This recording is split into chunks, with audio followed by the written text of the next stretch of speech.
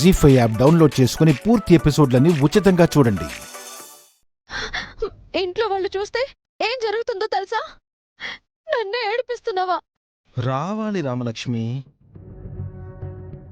కోపంగా మాట్లాడినా పర్లేదు. పిలిచిన చోటికి రాలేదంటే మాత్రం ఫోటో ఇచ్చేస్తాను మీ నాన్నకి.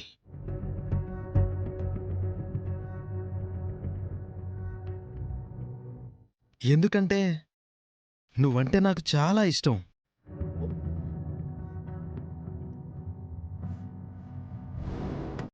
చూడు, నువ్వు ఈ ఫోటోలో ఎంత అందంగా ఉన్నావో, నేను కూడా ఎంత బాగున్నానో కదా. మన జంట చాలా బాగుంది కదా. కాబట్టి నువ్వు ఖచ్చితంగా రావాలి. నేను రాను. దయచేసి ఆ ఫోటోలు ఇచ్చే. ఆ చెప్పాను కదా, నేను ఈ ఫోటోలు ఇవ్వాలంటే నువ్వు నేను చెప్పిన పని చెయ్యాలి, చెప్పిన చోటికి రావాలి. అప్పుడే ఫోటోలు ఇస్తాను. నేను చచ్చినా ప్రాణం పోయినా రాను.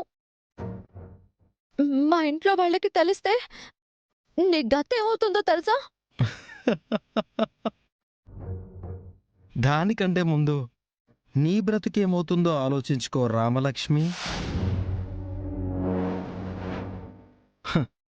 మీ ఇంట్లో ఫోన్కే పర్మిషన్ లేదు, అలాంటిది నెట్ వాడుతున్నావని, నాతో చాటింగ్ చేస్తున్నావని,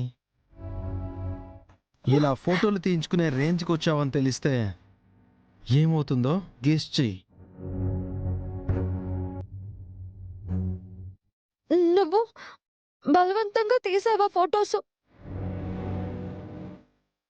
నేనేం నీతో ఫ్రెండ్షిప్ చేయలేదు. అది నీకు నాకు మాత్రమే తెలుసు బంగారం. కానీ మీ నాన్నకు కానీ మీ సీనుబాబు కానీ తెలియదు కదా. చెప్పినా ఎవరూ నమ్మరు కదా. నువ్వు నాతో చాట్ చేసింది, ఫ్రెండ్ రిక్వెస్ట్ యాక్సెప్ట్ చేసింది చెప్పాననుకో, అంతే. తప్పు నాది కాదు, నీదే అంటారు.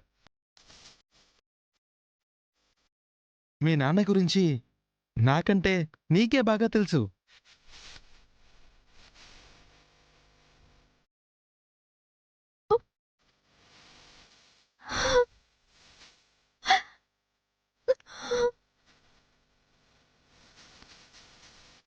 ఇప్పుడెందుకు ఏడుస్తున్నావు? అది నువ్వనుకోలేదు. నేను డైరెక్ట్గా ప్రభాసే ఫ్రెండ్ రిక్వెస్ట్ పెట్టాడనుకున్నాను. ఎవరైతే ఏంటి, నువ్వు చెప్తే ఎవరూ నమ్మరు కదా.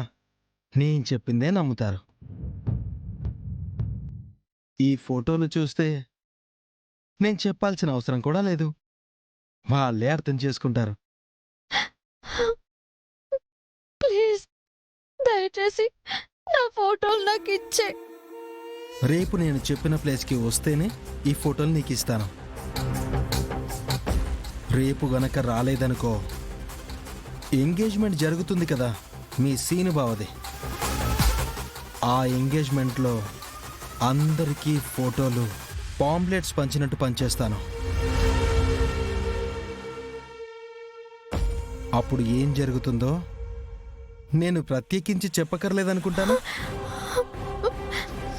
లేదు, నన్నేం చేసినా సరే నేను రాను. సరే, రావద్దు. ఎంగేజ్మెంట్లో ఫోటోలు వస్తాయి, చూసి ఎంజాయ్ చేయి.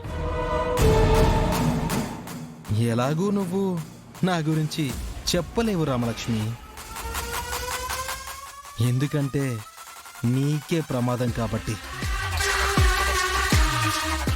నేను అనుకున్న చోటికి నువ్వు వస్తావని ఆశిస్తూ సెలవు తీసుకుంటున్నాను.